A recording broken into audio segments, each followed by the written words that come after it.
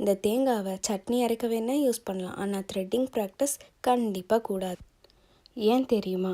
இந்த தேங்காவோட ஷெல் ரொம்ப ஹார்டாக இருக்கும். இதில் நீங்கள் த்ரெட்டிங் ப்ராக்டிஸ் பண்ணிங்கன்னா கண்டிப்பாக ஸ்கின் கட் ஆகும், ப்ளஸ் ஷேப் வராது.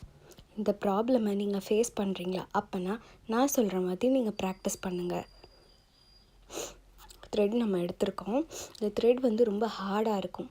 இதில் நீங்கள் ப்ராக்டிஸ் பண்ணும்போது ஒரு சில டைம் நம்ம கையே காயமாகும். அதே மாதிரி நம்ம ஸ்கின் ஹார்டாகும், லைக் காப்பு காய்ச்சிருக்குன்னு சொல்லுவாங்கள்ல, அது மாதிரி ஆகும்.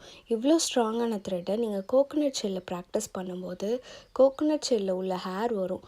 பட் நம்மளுக்கு அந்த ஏரியா சாஃப்டாக எடுக்க தெரியாது. நம்ம ஸ்கின் ரொம்ப சாஃப்டான ஸ்ட்ரக்சர்.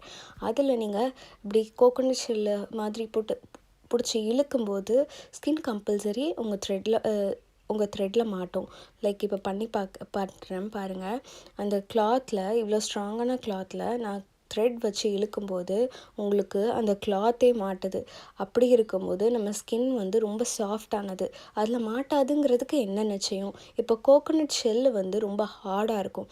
ஸோ அந்த ஹார்டான ஷெல்லை அந்த பார்ட்டிக்கல் வருமே தவிர்த்து ஸ்கின் கண்டிப்பாக அவ்வளோ ஃபோர்ஸ் கொடுத்து இழுக்கும்போது கண்டிப்பாக மாட்டும். ஸோ அதுக்காக தான் நான் சொல்கிறேன், இது மாதிரி நீங்கள் ஹார்டான கோகோனட் ஷெல்லை ப்ராக்டிஸ் பண்ணிடாதீங்க. நீங்கள் பண்ணிங்கன்னா கண்டிப்பாக உங்கள் ஸ்கின் கட் ஆகும், ப்ளஸ் உங்களுக்கு ஷேப்பும் வராது.